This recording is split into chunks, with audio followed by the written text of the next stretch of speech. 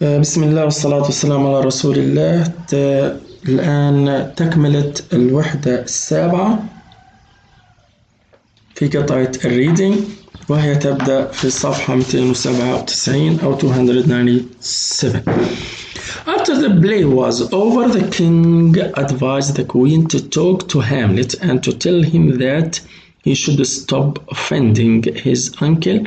The king also instructed Polonius, his advisor, to stand behind a curtain to hear everything the queen said to Hamlet. When Hamlet was in presence of the queen, she said to him, "You have given great offense to your father Claudius." طيب، بعد ما انتهت المسرحية، الملك نصح الملكة أن تتحدث إلى هاملت وتخبره أنه يجب عليه أن يوقف هذه الإساءة إلى عمه اللي هو الملك. الملك أيضا أوعز إلى بولونيوس مستشاره أن يقف خلف الستارة ليسمع كل شيء تحكيه أو تقوله الملكة لهاملت. عندما كان هاملت في وجود الملكة، أخبرته أنه قد أعطى الملك إساءات كثيرة وكبيرة اللي هو بيكون أبو كلوديوس. "Mother, you have much offended my father by calling this husband of yours my father," Hamlet replied.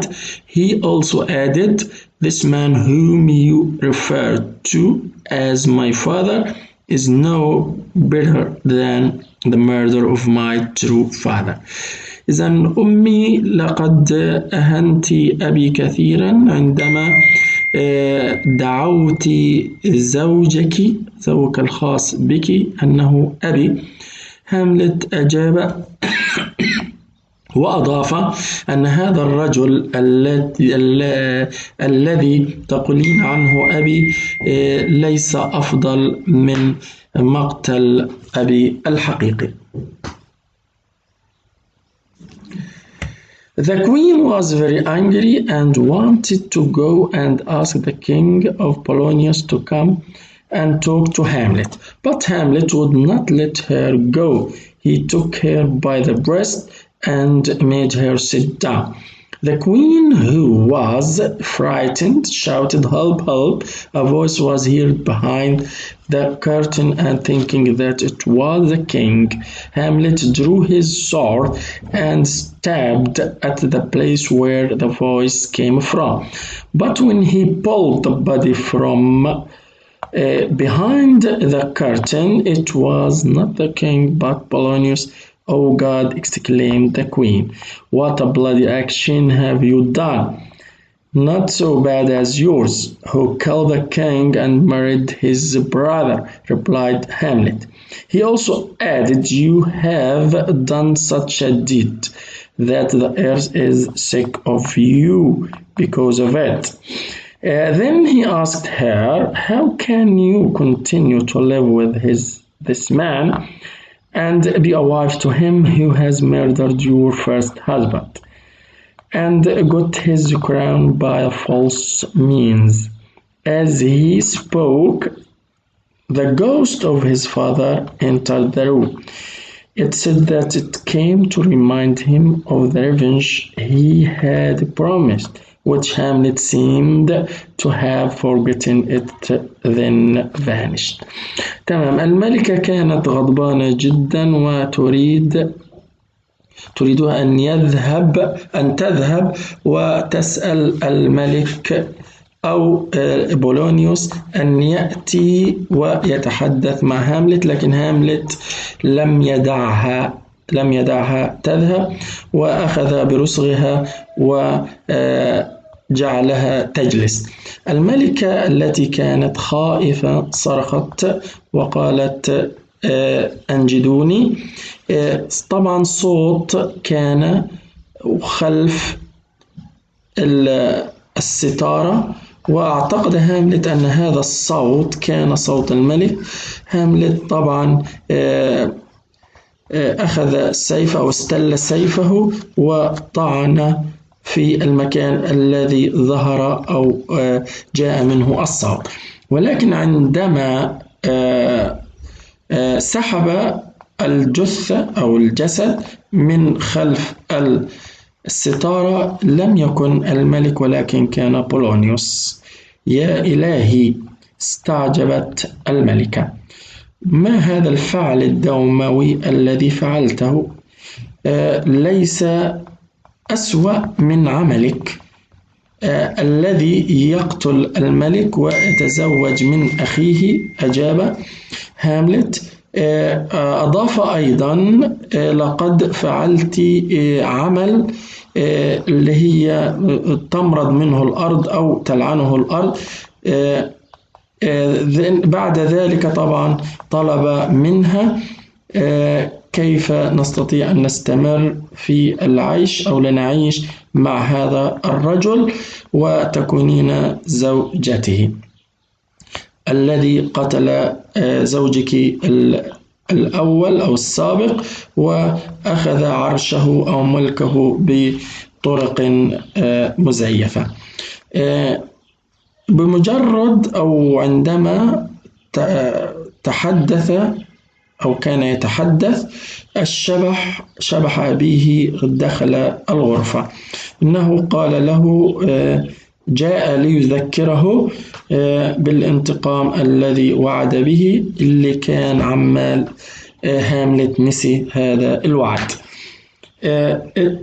It then vanished وبعد ذلك تلاشى هذا الشبح.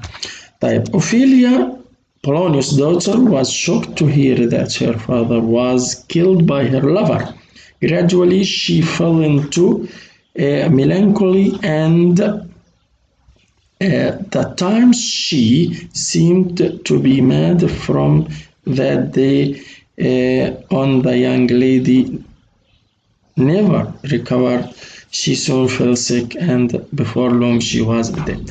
إذن أوفيليو بنت بولونيوس صدمت عندما سمعت أن أبوها قتل بمين عن طريق حبيبها. تدريجيا وقعت في الكآبة والحزن، وبعد عدة مرات بدأت أن تكون مجنونة. منذ ذلك اليوم هذه الفتاة الصغيرة لم تشفى، وبعدها مباشرة وقعت مريضة وقبل وقت طويل توفيت. نفتح صفحة 298. Laterus Polonius' son, who was angry for the death of his father and his sister, contrived together with Claudius' destruction for Hamlet.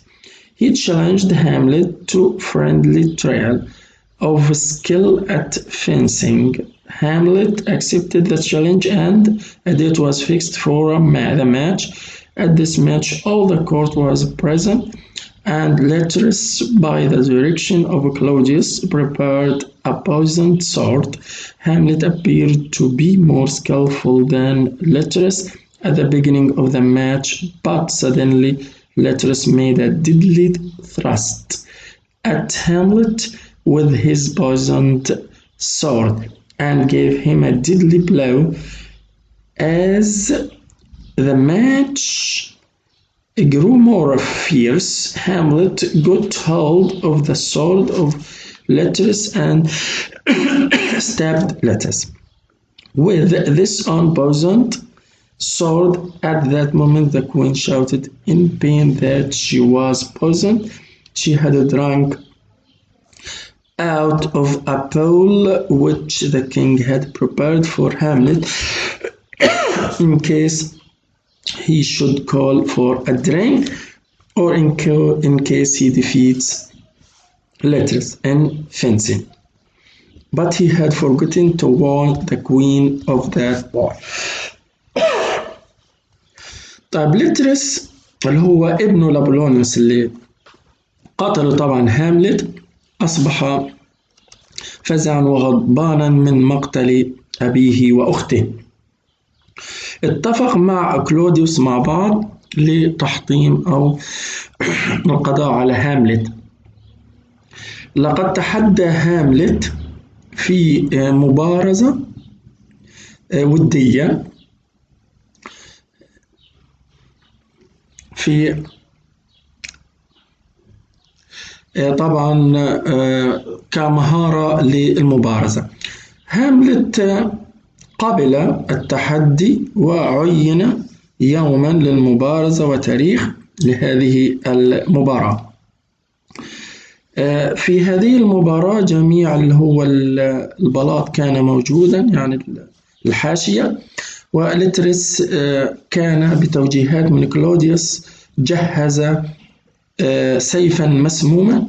هاملت ظهر في الأول أنه أكثر مهارة من لترس في البداية تبعت المباراة، ولكن فجأة لترس صنع ضربة قاضية لهاملت بسيفه المسموم، ولكن أعطاه اللي هو القدح القاتل. كبداية للمبارزة وبدأت تشتد بشراسة، هاملت أخذ السيف تبع لترس المسموم طبعا وطعن لترس به. في ذلك اللحظة الملكة صرخت من الألم أنها سممت. لقد شربت القدح اللي حضره الملك لهاملت اللي كان أصلا قدح مسموم. في حالة طبعا أنه يطلب مشروب هاملت حيعطيه له الملك، أو في حالة أنه هزم لترس في المبارزة، ولكن نسي أن يحذر زوجته من هذا القدح. In a few seconds, the poisoned queen was dead. Hamlet, suspecting someone treachery, ordered the doors to be shut. Lutherus, on the other hand, was beginning to get weaker because of his wound. He said to Hamlet, "Please forgive me. You and I are bound to die. My sword is poisoned." After he asked forgiveness of Hamlet, he told him that the king was responsible for everything and died on hearing that. Hamlet. طبعا بعد ثوان معدودة الملكة المسممة ماتت. هاملت شك في خيانة، أمر أن تغلق الأبواب. لترس من ناحية أخرى بدأ يصبح أكثر ضعفا بسبب جرحه. قال لهاملت: سامحني من فضلك، أنا وأنت ملزمين أن نموت. كان سيفي مسمما. بعدما طلب منه صفح هاملت، أخبره أن الملك كان مسؤول عن كل شيء، ومن ثم مات بسماع ذلك هاملت. Turned to Claudius and thrust the poisoned point of his sword to his heart. After that, Hamlet turned to his friend Herschel and asked him to tell his story to the whole world, and soon died. طبعا هاملت استدار إلى كلوديوس وطعنه بنقطة السم الموجودة على سيفه في قلبه. بعد ذلك هاملت اتجه إلى صديقه هيرشو وسأله أن يخبر قصته إلى كل العالم، ومن ثم على طول طبعا هو